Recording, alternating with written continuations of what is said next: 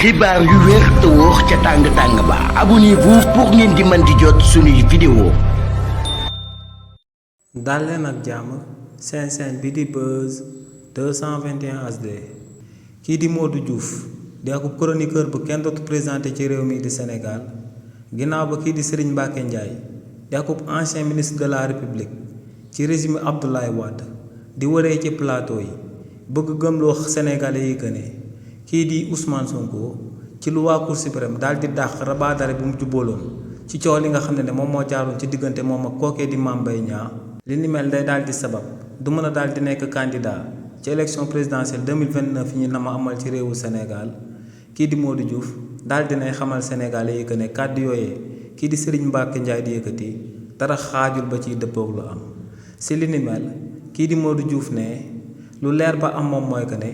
coow li nga xam ne moom moo jaaroon ci diggante kii di Mame Mbaye Niang ak kii di Ousmane Sonko ne li ni mel moo ngi am ci réewu Sénégal ginnaaw ba président Macky Sall nekkee woon ci bopp réew mi te ñu daal di koy prendre en considération jëmale ko ci événement politique yi daan am ci réewu Sénégal tàmbale woon atum 2021 daal di jeexee ci atum 2024 te événement politique yooyee ñu dugaloon seen kaw akub loi d'amnistie nee nag loi d'amnistie bi ginnaaw bañ ci amalee akub loi interprétatif bañ daal di koy jébbal waa conseil constitutionnel ne waa conseil constitutionnel ñoom ñoo daal di wax réellement yan fait la loi d'amnistie bi di couvrir ba tey ci réewu Sénégal ne waa conseil constitutionnel lu ñu wax lu leer la te moom mooy que ne ñi nga xam ne ñoom ñoo fi amaloon acte de torture ñu fi doon torturer nit ñi fi daan rey nit ñi maanaam ñu fi amaloon meurtre ak ñi nga xam ne ñoom ñoo fi amaloon ay acte dégradant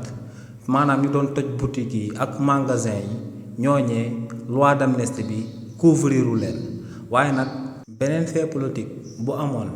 te mu bokkoon ci événement yi fi daan am ci mars 2021 daal di jeexee ci juin 2023 kull événement boo xam ne bokk ci torture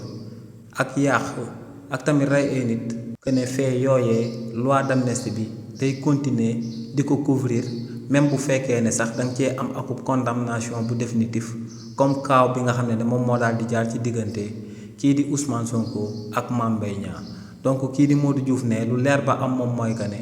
lu waa Cour suprême daal di dàq rabaatare bi nga xam ne moom la avocat Ousmane Sonko yi daal di dugal jëmale ko ci coow lu jaar ci diggante moom ak Mame Mbaye Niang ne li ni mel mënta dàq benn yoon candidature Ousmane Sonko ci élection présidentielle 2029